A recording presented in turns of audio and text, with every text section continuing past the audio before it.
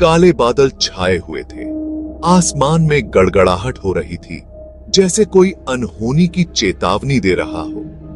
City general hospital पर बारिश पड़ रही थी। हर बूंद जैसे किसी रहस्य को उजागर करने की कोशिश कर रही हो। मेरी रीढ़ की हड्डी में सिहरन दौड़ गई, लेकिन वह ठंड की वजह से नहीं थी। यह डर की सिहरन थी, एक अनजाने भय की। सिटी जनरल में एक ठंडक थी जिसे आप हिला नहीं सकते थे। यह ठंडक दीवारों में बसी हुई थी, जैसे किसी पुरानी कहानी का हिस्सा हो। तापमान की ठंडक नहीं, बल्कि डर की, किसी अनदेखी चीज की। यह डर हर कोने में महसूस होता था, हर परछाई में। मैं 10 साल से नर्स थी। मैंने बहुत दुख देखे थे, लेकिन यहां का माहौल कुछ अलग था। जैसे हर चीज में एक छिपा हुआ रहस्य हो। लेकिन सिटी जनरल अलग था। यह हॉस्पिटल नहीं, बल्कि एक पहेली थी जिसे सुलझाना मुश्किल था। गलियारों में फुसफुसाते किस्से, परछाइयां जो खुद ब खुद हिलती हुई लगती थीं। यह सब एक डरावनी कहानी का हिस्सा लगता था। आज रात यह पहले से कहीं ज्यादा मजबूत महसूस हुआ, जैसे कोई अदृश्य शक्ति हमें देख रही हो, हर कदम पर नजर रख रही हो। यह रात बाकी रातों से अलग थी, और इसका असर हर किसी पर साफ दिख रहा था। तुम सारा हो ना? एक आवाज ने मुझे चौंका दिया। मैं मुड़ी और देखा कि एक महिला, जिसकी उम्र लगभग 50 के आसपास होगी, मेरे सामने खड़ी थी। उसकी आंखों में एक अजीब सी चमक थी, जैसे वह कुछ छुपा रही हो। यह मैरी थी, एक सीनियर नर्स, जिसके चेहरे पर चिंता की रेखाएं उभरी हुई थी। उसकी आंखों के नीचे काले घेरे थे, जैसे वह कई रातों से सोई न हो। उसकी उपस्थिति ने मुझे और भी असहज कर दिया। सिटी जनरल में आपका स्वागत है। उसकी आवाज कसी हुई थी, तनी हुई थी। ऐसा लग रहा था जैसे वह कुछ कहना चाहती हो, लेकिन कह नहीं पा रही हो। उसकी आवाज में एक अजीब सी घबराहट थी। कहानियां सुनी है? उसने पूछा। उसकी आंखें इधर उधर भाग रही थीं, जैसे डर रही हो कि कहीं कोई सुन न ले। उसकी बेचैनी ने मुझे और भी चिंतित कर दिया। मैंने सुना था कि इस अस्पताल में कुछ अजीब घटनाएं होती हैं, लेकिन मैंने कभी सोचा नहीं था कि यह सच हो सकता है। मैं घबराहट में हंसने लगा।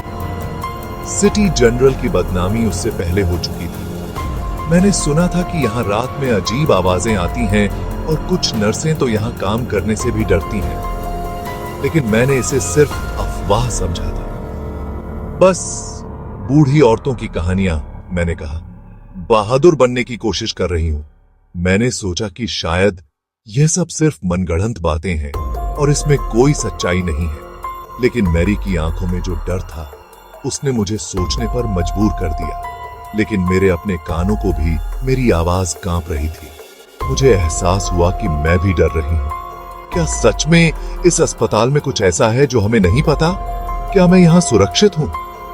मेरे मन में कई सवाल उठने लगे। मेरे पहले कुछ हफ्ते बिना किसी घटना के गुजरे, लेकिन धीरे धीरे चीजें बदलने लगी। फुसफुसाहट धुंधली और अस्पष्ट मुझे हॉल में पीछा करती हुई प्रतीत होती थी। मेरी दृष्टि के किनारे पर परछाइयां टिमटिमा रही थीं। एक रात एक मरीज की जांच करते समय मैंने उसे देखा। एक आकृति, लंबा और दुबला पतला, एक कोने में गायब हो रहा है। मैं उसके पीछे भागा। दिल तेज हो रहा था, लेकिन ये कुछ नहीं मिला। वहां मत जाओ। मैरी की आवाज तेज थी। उसकी आंखें डर से फैली हुई थीं। मैंने उससे उस आकृति के बारे में पूछा था जो मैंने देखी थी। पुराना विंग? मैंने पूछा। यह वर्षों से बंद था, असुरक्षित माना जाता था। मैरी ने सिर हिला दिया। उसका चेहरा पीला पड़ गया। कुछ चीजों को अछूता छोड़ देना ही बेहतर होता है। फुसफुसाहट तेज होती गई, परछाइयां और स्पष्ट, और दालान में आकृति। मैंने उसे फिर देखा। इस बार मैं कसम खा सकता था कि इसने सीधे मेरी तरफ देखा।